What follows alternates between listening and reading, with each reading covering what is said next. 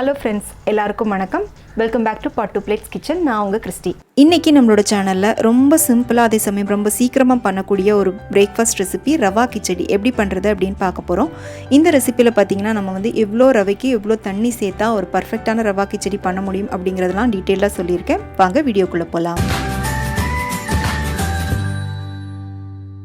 ரவா கிச்சடி பண்ணுறதுக்கு தேவையான ரவையை முதல்ல நம்ம வந்து நெய்யில் கொஞ்சம் நல்லா வறுத்தெடுக்கணும். அதுக்கு வந்து ஒரு கடாயில் 1 டீஸ்பூன் அளவுக்கு நெய் ஊற்றிக்கோங்க.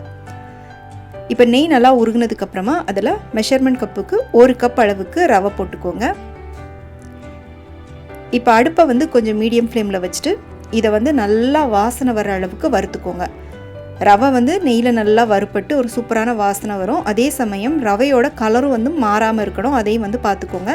ஏற்கனவே வறுத்த ரவை நீங்கள் வாங்கியிருந்தாலும் இன்னொரு வாட்டி நெய்யில் வந்து வறுத்துக்கோங்க.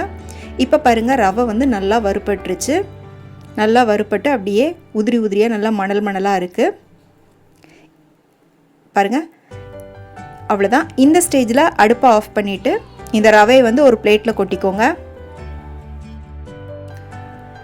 இப்போ ஒரு கடாயில் ஒரு 2 டீஸ்பூன் அளவுக்கு தேங்காய் எண்ணெய் ஊற்றிக்கோங்க.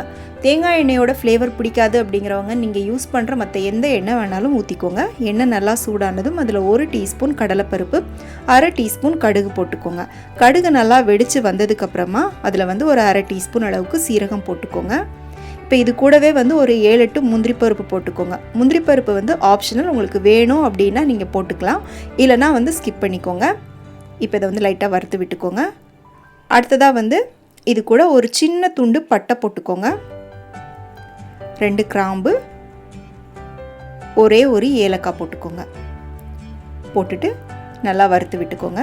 இப்போ இந்த கடலைப்பருப்பு, முந்திரி பருப்பு எல்லாம் வந்து கொஞ்சம் நல்லா பொன்னிறமாக கலர் மாறி வர்றது வரை வறுத்துக்கோங்க. கூடவே வந்து 1 டீஸ்பூன் அளவுக்கு நல்லா பொடி பொடியாக கட் பண்ண இஞ்சி போட்டுக்கோங்க. 2 பச்சை மிளகாய் போட்டுக்கோங்க. அடுத்ததாக ஒரு பெரிய வெங்காயம், நல்லா பெரிய சைஸில் இருக்கிற பெரிய வெங்காயத்தை நீள வாக்கில் நல்லா மெல்லிஸாக கட் பண்ணி போட்டு வதக்கி விட்டுக்கோங்க. பெரிய வெங்காயத்துக்கு பதிலாக நீங்கள் வந்து சின்ன வெங்காயம் போடுறதா இருந்தாலும் போட்டுக்கலாம். இப்போ பார்த்திங்கன்னா வெங்காயம் ஓரளவுக்கு நல்லா வதங்கி கொஞ்சம் நல்லா வந்து டிரான்ஸ்பரண்ட்டாக வந்துருச்சு. இந்த ஸ்டேஜில் வந்து இதுக்கு தேவையான காய்கறிகள் வந்து நம்ம இது கூட சேர்த்துக்கலாம். நான் வந்து இதில் ஒரு கேரட்டை தோல் சீவிட்டு நல்லா சின்ன சின்னதாக கட் பண்ணி வச்சுருக்கேன், அது போட்டுக்கலாம். அடுத்ததாக வந்து ஒரு 7-8 பீன்ஸ், அதையும் வந்து நல்லா சின்ன சின்னதாக இந்த மாதிரி கட் பண்ணி போட்டுக்கோங்க. அடுத்ததாக வந்து ஒரு உருளைக்கிழங்கு, அதையும் வந்து தோல் சீவிட்டு இந்த மாதிரி கட் பண்ணி போட்டுக்கோங்க. தக்காளி வந்து நல்லா பழுத்த தக்காளி, ஒரு தக்காளி வந்து போட்டுக்கோங்க. இப்போ இந்த காய்கறிகளுக்கு மட்டும் தேவையான அளவுக்கு உப்பு சேர்த்துக்கோங்க. சேர்த்துட்டு இது எல்லாத்தையுமே நல்லா வதக்கி விட்டுக்கோங்க. இது கூட வந்து நீங்கள் உங்ககிட்ட பச்சை பட்டாணி இருந்துச்சு அப்படின்னா அது கூட சேர்த்துக்கலாம். இப்போ ஒரு 2-3 நிமிஷத்துக்கு இந்த எண்ணெயிலே கொஞ்சம் நல்லா இந்த காய் எல்லாத்தையும் வதக்கி விட்டுக்கோங்க. வதக்கியாச்சு. இப்போ இது கூட நம்ம வந்து ஒரு 1/2 டீஸ்பூன் அளவுக்கு கரம் மசாலா தூள் சேர்த்துக்கலாம். அடுத்ததாக வந்து ஒரு 1/4 டீஸ்பூன் அளவுக்கு சோம்புத்தூள் சேர்த்துக்கோங்க. இது கூடவே வந்து கொஞ்சமாக மஞ்சள் தூளும் சேர்த்துக்கோங்க. மஞ்சள் தூளும் ஒரு 1/4 டீஸ்பூன் அளவுக்கு சேர்த்திங்கன்னா கரெக்டாக இருக்கும். இப்போ திரும்பவும் இதை வந்து சும்மா ஒரு 1 நிமிஷத்துக்கு நல்லா வதக்கி விட்டுக்கோங்க. இப்போ இந்த காய் வந்து நமக்கு நல்லா வேகணும், அதனால் இது கூட வந்து நம்ம கொஞ்சமாக தண்ணி சேர்த்து நம்ம வந்து வேக விட்டுக்கலாம். தண்ணி பார்த்திங்கன்னா இதில் வந்து ஒரு 1/4 கப் அளவுக்கு நான் வந்து தண்ணி எடுத்திருக்கேன். இந்த தண்ணியை வந்து நம்ம ஊற்றிடலாம். ஊற்றிட்டு எல்லாத்தையும் ஒரு தடவை நல்லா கலந்து விட்டுக்கலாம். இப்போ இதை வந்து ஒரு மூடி போட்டு மூடி அப்படியே வந்து ஒரு 2-3 நிமிஷத்துக்கு நம்ம வந்து கொஞ்சம் அடுப்பு மீடியம் ஃப்ளேமில் வச்சு இந்த காய் வேகிற வரை விட்டுறலாம். இப்போ பாருங்கள், நான் வந்து மூடியை திறந்துட்டேன். காய் எல்லாமே பார்த்திங்கன்னா நல்லாவே வெந்துருச்சு. இப்போ இது கூட கொஞ்சமாக நல்லா பொடி பொடியாக கட் பண்ண மல்லித்தழை போட்டுக்கோங்க. உங்கள்கிட்ட புதினா இருந்துச்சு அப்படின்னா புதினா கூட நீங்கள் வந்து கொஞ்சமாக கட் பண்ணி போட்டுக்கோங்க. இப்போ இது எல்லாத்தையும் ஒரு தடவை நல்லா கலந்துட்டு இதுக்கு தேவையான அளவுக்கு தண்ணி ஊற்றிக்கலாம். தண்ணி வந்து நம்ம 1 கப் அளவுக்கு ரவை எடுத்திருக்கோம், அதுக்கு வந்து நான் 2 கப் அளவுக்கு தண்ணி ஊற்றிருக்கேன். ஒரு சில ரவை பார்த்திங்கன்னா கொஞ்சம் தண்ணி அதிகமாக இழுக்கும், அதுக்கு வந்து எக்ஸ்ட்ரா ஒரு 1/2 கப் அளவுக்கு தண்ணி ஊற்றிக்கோங்க. 2.5 கப் ஊற்றிக்கோங்க. நான் வந்து இன்றைக்கி 2 கப் தான் ஊற்றிருக்கேன். ஊற்றிட்டு இதை வந்து நல்லா கலந்து விட்டுக்கோங்க. இப்போ ஒரு தடவை உப்பு வந்து கரெக்டாக இருக்கான்னு செக் பண்ணி பார்த்துட்டு தேவை அப்படின்னா போட்டுக்கோங்க. நான் வந்து காய்க்கு மட்டும்தான் உப்பு போட்டிருக்கேன், அதனால் இப்போ எக்ஸ்ட்ரா கொஞ்சம் உப்பு போட்டிருக்கேன். உப்பு போட்டுட்டு நல்லா கலந்து விட்டுக்கலாம். இப்போ அது வந்து நல்லா கொதிக்கணும். நல்லா கொதித்து வந்ததுக்கப்புறமா தான் வந்து நம்ம இது கூட ரவை சேர்க்கணும்.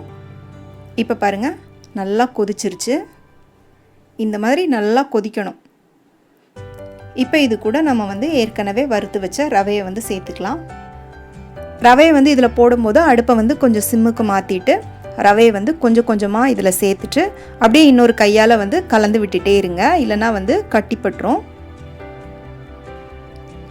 இப்போ ரவை எல்லாத்தையும் போட்டாச்சு. போட்டு ஒரு தடவை நல்லா மிக்ஸ் பண்ணி விட்டுருங்க.